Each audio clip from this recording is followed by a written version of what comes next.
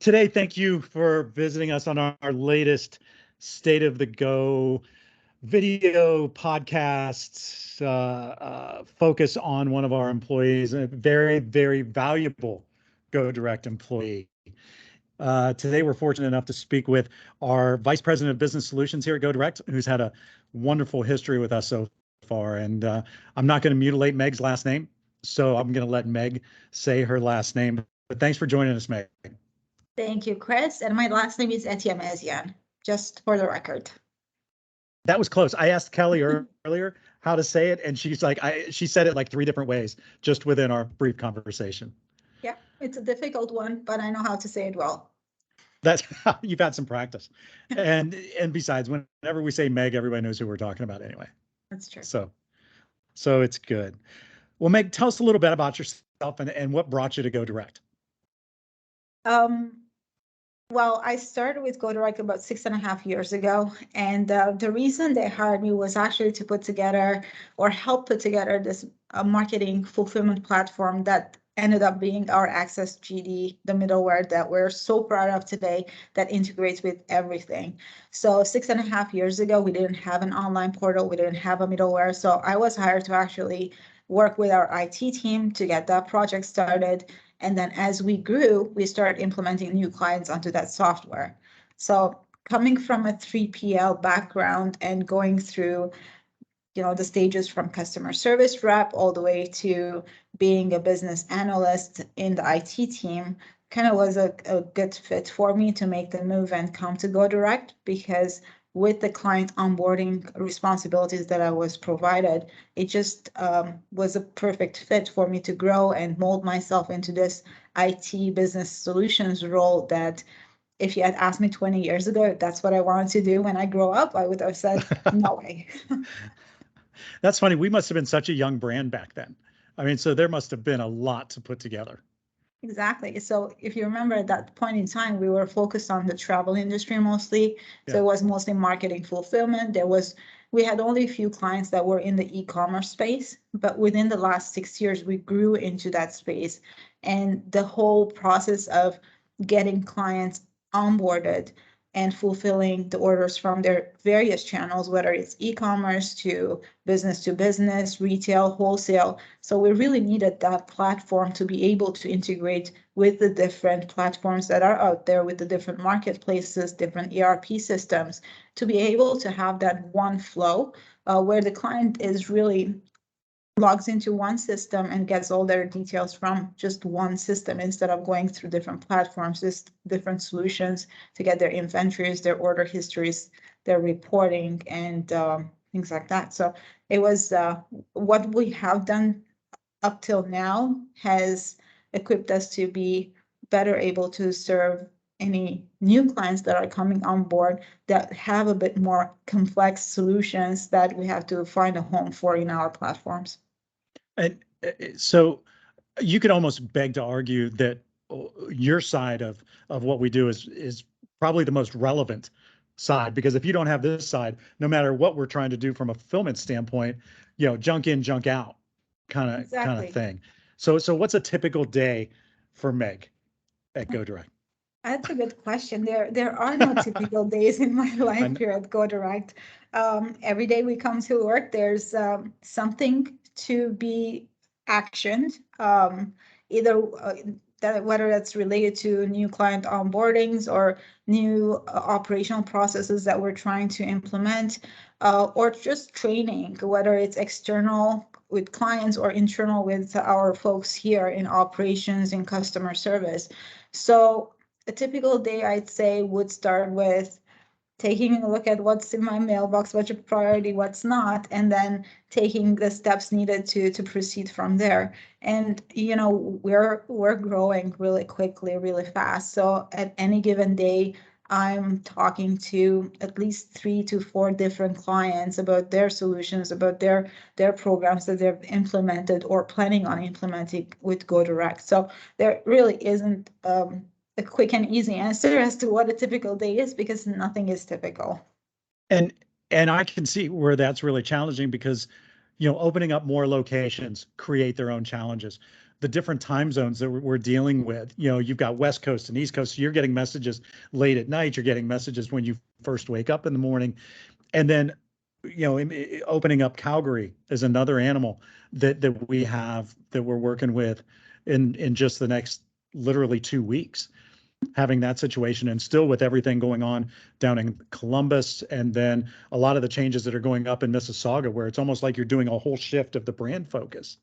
And Exactly. and then so many of our brands, they use all their own different integrations. And so then we've got to make those integrations work for us, or we get them to shift to an integration, because there's so many different e-commerce platforms that we're dealing with now. It's not like it back in the day where everything's Shopify and that's how it is. Now you're getting all of this thrown at you to be able to be able to piece together.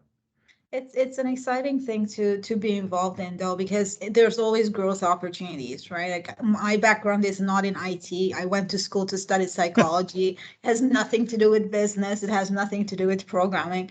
But at the same time, every day, as you mentioned, new platforms, new ways of selling your product pops up. And our role becomes a way to facilitate the fulfillment of those orders. So the end result is that the package is going to get to consumer one way or the other, whether it's through distributors, through retailers, through their e-commerce channel. It's going to get to their consumer. So from our perspective, it's just that initial step of understanding the client's requirements, what are the channels that they're fulfilling, and then configuring our systems, which are robust enough to be configured to meet their requirements and their business rules, and making sure that that process flow is flawless. And what we really pride ourselves with is that all of this, everything that happens in the background is not, sorry, let me get the light.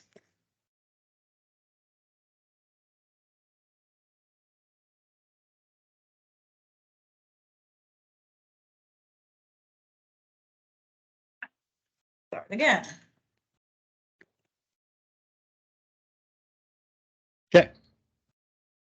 So, everything that we do for our clients is basically transparent to them. They know exactly what's happening, when it's happening, how we're fulfilling orders, but it's a moot point for their consumers. So the consumers don't know that we really exist, that GoDirect exists, right? They think that their product is coming directly from the brand that they're purchasing their product from.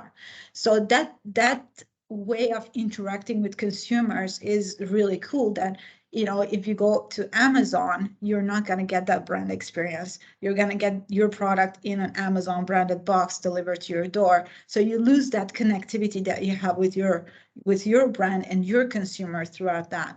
So that flawlessness, or that transparent line that runs between us, our clients, and their consumers, I think that's what kind of is adding value and bringing more customers to us.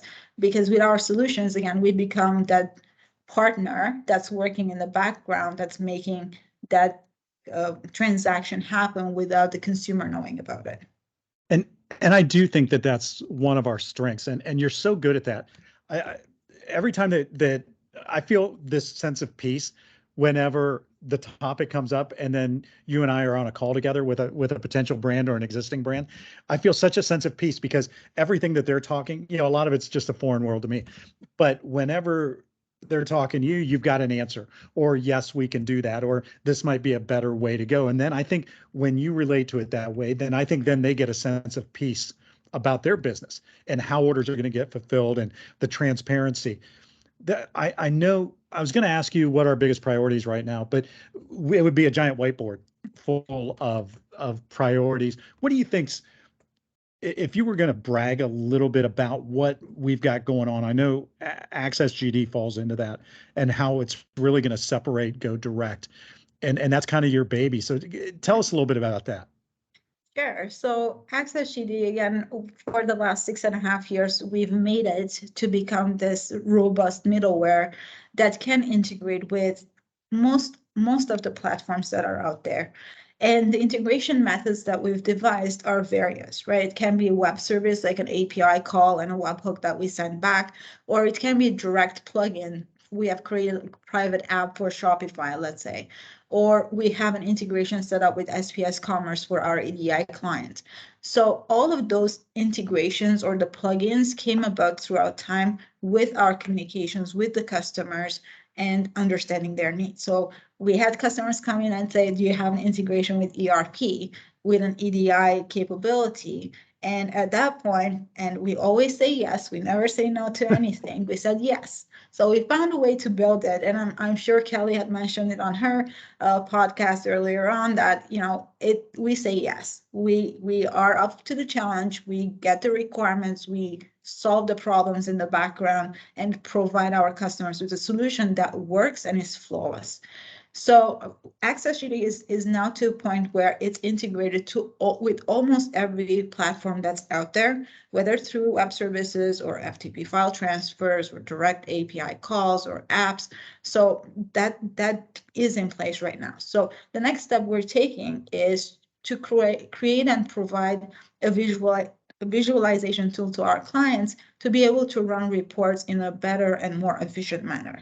So we all know that reports are critical in running a business.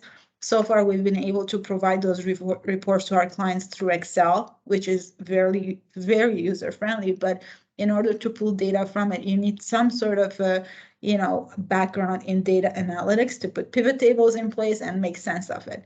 So we're going to try and take that function out of the plates of our clients and create those reports and analytics utilizing a new visualization tool that's going to be accessible to AccessGD through our middleware. So when they go in, they'll be able to say, okay, I want to take a look and see what are my top 10 fast moving items within the last 30 days. So with a click of a button, they can see that.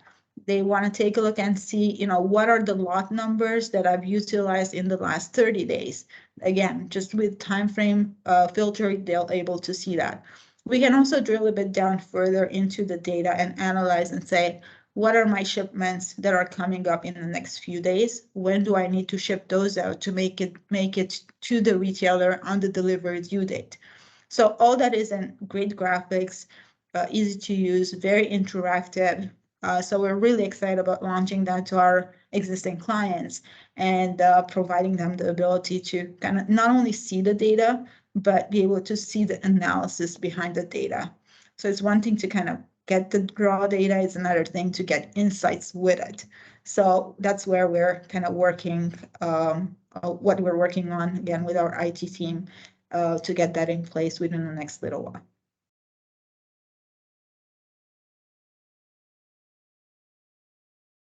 And I think that's such a huge part of it because so many brands now, they're so busy building their brand. If they're going to cut costs or do anything, and most of them, as you say, they don't have very robust IT departments. You've still got people sending Excel spreadsheets over for orders. And so then, when you want to do a business review, I mean, that makes it really challenging to do. But it sounds like with AccessGD and what you have going on with that, the client and the brand can almost do their own business review at any time that they want.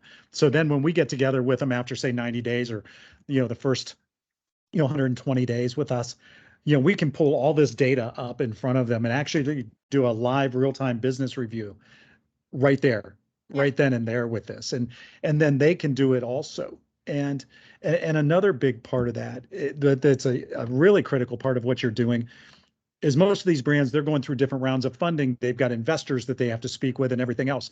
They can actually sit there with their investors, potential investors, and pull this up in front of them and be able to have real numbers, actual live numbers. Exactly. And what's also cool with that is that we can automatically email the reports to them at set frequencies. So let's say at the end of each month, they want to take a look to see all the activity that happened within that month. Click of a button, we schedule it, and then they get their mini business review delivered to their mailboxes. So again, it's work in progress. We're working on with a couple of clients to get their requirements to see what are the most critical dashboards that they want to see. But that doesn't mean that we cannot configure it and customize it based on client needs. So some may be inventory focused, some others may be sales focused, others may be spend focused. So depending on the criticality of the data, we can modify the reports to meet those needs. So very exciting indeed. And I think that's another thing that's going to separate Go Direct going forward. We're going to be able to have full North American coverage, full cross-border solutions, but then be a true business partner with our brands, where we're doing business reviews, we're working with them on their freight, where we're real partners with them in their brand and involved in their meetings. Like, where are they going to go next? Do you ship to this location? All of those parts of the business to where we kind of become one team going towards making them successful. And I think the business intelligence that we've built in XSGD will be critical in that aspect as well. As we grow with multi-warehouse functionalities, inventory becomes critical. How do we manage inventory in various locations? How do we send or decide what order we need to send where to be fulfilled from? So all that is already built in. We have the infrastructure to support it, and we have the IT configurational capabilities to be able to move ahead with that. And of course, on top of that becomes the reporting, right? How do you forecast how much inventory you need in facility A versus facility B?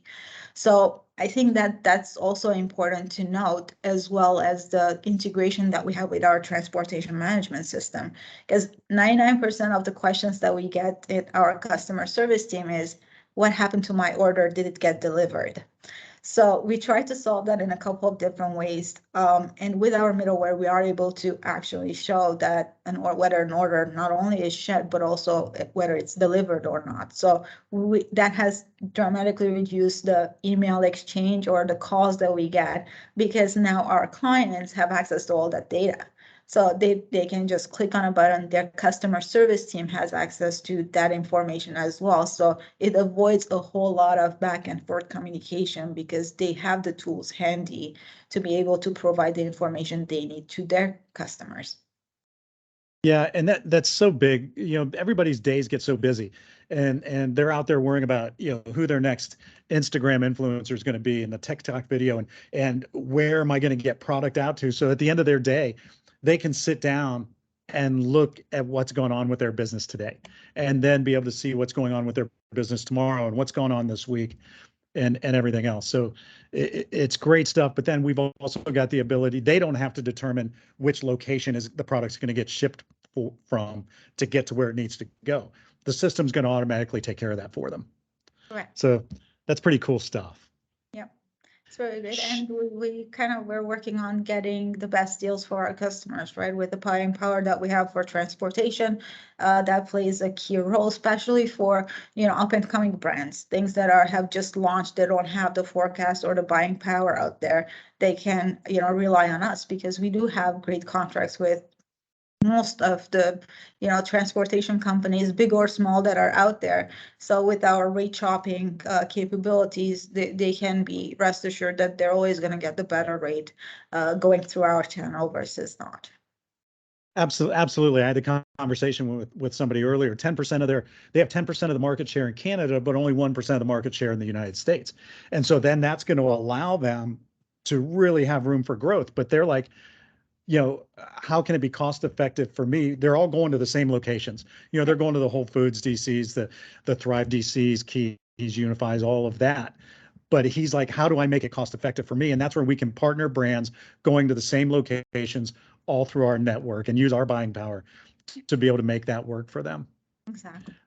So tell me about, and then we'll get to some better conversation. We'll get to more fun stuff after this, but tell me about an integration that you've recently done or working on right now that was a big challenge. For us, it was a big challenge for the client, and how we've been able to make it work. Challenge. That's a good question, and a good way of phrasing it. Let me just think a bit about that. So I think they were very efficient when it comes to our bills. So electricity goes off. Is that still good, Chris? Do I have to turn it on? Okay. So integration. I can't hear you. I know they're all challenging in their own ways, but and I've thought about a couple of them right now where they're coming into a totally different EDI system in a totally different way, you know, because their business has gone from like this to this. And you know, I think you know who I'm talking. I'm thinking about Amara. And how do we make that grow where they're going from this to this, but they've got 2 or 3 people that handle everything for them. Right. Yeah, I think from that perspective, again, understanding their requirements is the key for that, right? So we may have clients that have, you know, their Shopify, their Amazon channel, their UNFIs, Keys, the retailers, Costco is another one of them, right, that they ship to. So Shopify and Amazon, fairly straightforward. We know what we need to do to get the orders out of there. The retailers, they have very specific requirements and routing instructions and guidelines, and also their specific ways of interacting with their customers. And in most cases, it's EDI based. So from an integration perspective, SPS Commerce is one of the platforms that we are automatically integrated with anyway. So they can, that's basically an EDI translator. So they get the EDI file, translate it to our template, send it over, and we interact with that to send back the 940s and 945s. So fairly easy conceptually, theoretically, but then it comes down to the routing instructions. Does Costco require special labels? Do they require special ASN labels affixed to them? Do the labels have specific requirements of data that need to be on the label? So it comes down to the nitty-gritty of it. But I always come to the point of saying that as long as we have the requirements outlined prior to the start of an implementation, or even during the discovery phase, we have ways to configure the systems to be able to meet those requirements. So when you say, you know, what's the most challenging implementation, all of them are challenging, granted that we don't have the requirements clean and clear when we start the discovery or during discovery, because like any project, there is the risk of having, you know, scope creeps. We can react to it after the fact, but it's best to be proactively engaged in the process of finding a solution ahead of time versus, you know, getting an order going to a specific destination that we don't have an integration with, be surprised. We probably will find the workaround and get the order there on time with the right labels. It just creates a bit more challenge to get a system automated at that point. So again, it's every challenge is welcome. It's a growth and learning opportunity for us. But the greatest joy and pride I feel is when we go live with a client day one. All the channels are working as they're supposed to. We're getting all the webhooks in, we're getting all the updates on the system, and we call that a successful launch. And believe it or not, 99.9% of the time, it is the case because we have done our due diligence up to the point of going live, up to the point of switching that on button. And in case we're not ready for that go live, again, we do have a support system. We have an IT team that's available for hypercare that's, you know, that can jump on and help. Even if something's broken, our goal is to make sure that end consumer does not know about it, right? We'll fix it, we'll get the stuff done. The client knows about it, very transparent on throughout the process. But the whole idea and the whole concept is that we don't want to impact the consumer, because as soon as we impact the consumer, then the brand starts being impacted as well, right? We just try to avoid that as much as possible. Yeah, and a lot of times you don't have 2 weeks to do testing and do everything that you need to do. So a lot of times, you know, you're going live a lot sooner than you wanted to because there can't be a disruption in a brand's business. You know, that thing just needs to keep turning and turning and turning. But yeah, I get what you say, and that's a good feeling at the end of the day when you look out on the dock and you see all this product that's just come in and it's ready to go out. And then you walk past it. I know I've done it down in Columbus. You walk past it and it was like, this looks exactly the way that it's supposed to look. You know, we've done it right from here, which then lends down to it getting picked and packed properly, that the kits look like they're supposed to, the labels, whether it's Amazon, Costco, wherever it is, the labels look right. All of it looks good and it's ready to go. So yeah, it's a pretty satisfying feeling. And you get to, and especially for you, because you get to intimately know these brands and their products. And it's funny the way I'm being in these conversations and you're quoting SKU numbers and it's a Canadian SKU here, but it's a US SKU here, all this kind of stuff. And I'm like, okay, good thing we got Meg. because Yeah, I I'm think not there. it's part of the job requirements to have a good memory. Otherwise, you end up mixing clients and accounts, so we don't want that. Yeah, that's why I'm good where I'm at and you're good where you're at. So Meg, at the end of the day, after a long day, and are you choosing something red? Are you choosing white? Or rumor has it you might be choosing something brown at the end of the day? Amber, Chris. And Amber. it's not at the end of every day. It's when there's times there's the need to celebrate something like a successful launch, right? It is amber. It's not wine. It comes in various bottle shapes and strengths. It is single malt. So yeah, that's my go-to when it's time to celebrate, usually on weekends, very rarely during work days, but when it's due time. Understood. Now, on a more personal note, I know you've got a big vacation planned. And I'm sure with everything you've had going on this year, it's going to be like a relief to actually be able to separate yourself from all of this. But there's so much work that goes into you being able to leave Yes. even for a few days, let alone go on vacation. Tell me a little bit about what you got coming up. I'll be going to Armenia for 3 weeks. I haven't had a decent vacation, I think, since I started working at Go Direct. So it's always been work from abroad or taking work with me while I'm going away. So this year I've promised myself that I deserve 3 weeks. So I'm going to take 3 weeks. I'm hoping I won't have to take my laptop with me or my phone, but I think I'll end up taking at least one of them along for emergencies and things like that. But I tend to go there every year, even during COVID. But it's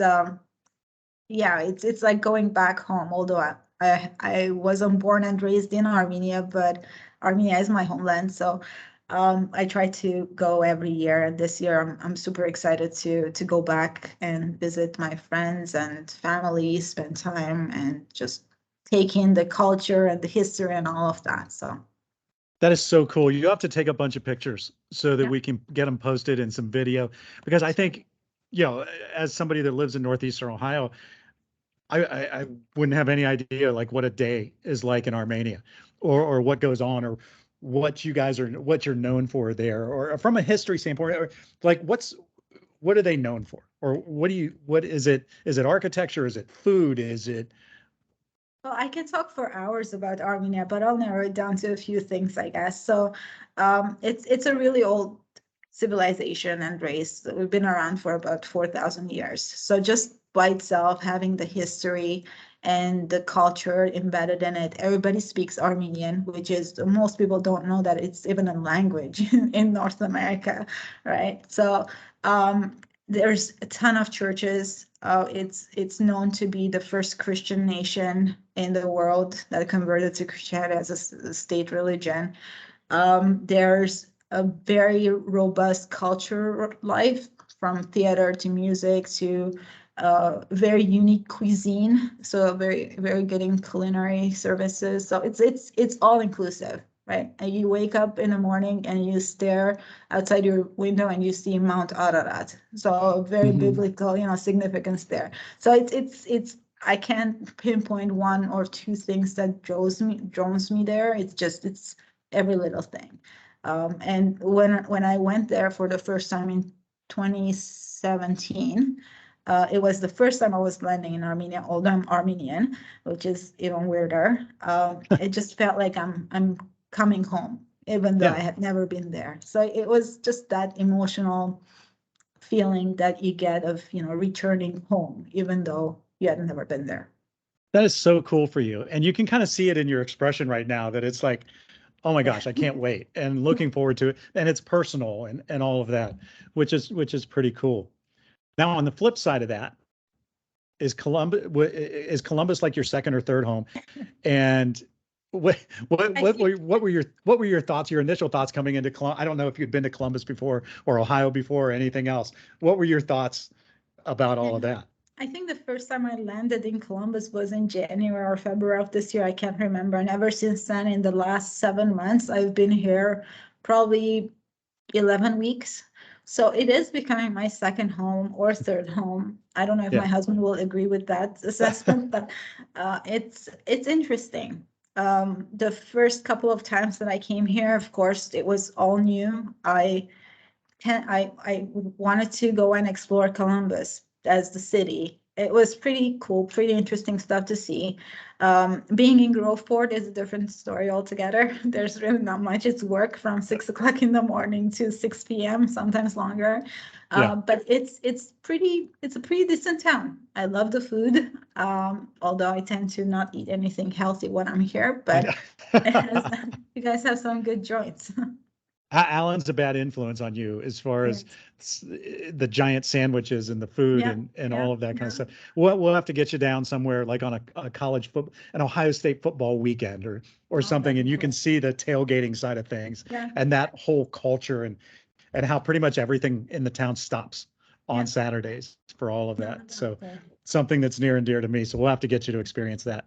Well, Meg, thanks for taking the time. I know taking a half hour, 40 minutes out of your day is a big deal. So thanks for doing it. I think it's important for everybody to hear this side of things because it is such a critical part of what we do. And it's a critical part of our brand's business to hear, kind of what separates us. So thanks for explaining it in a way that even if you would have written it out for me, there's no way I could have explained it the way you do.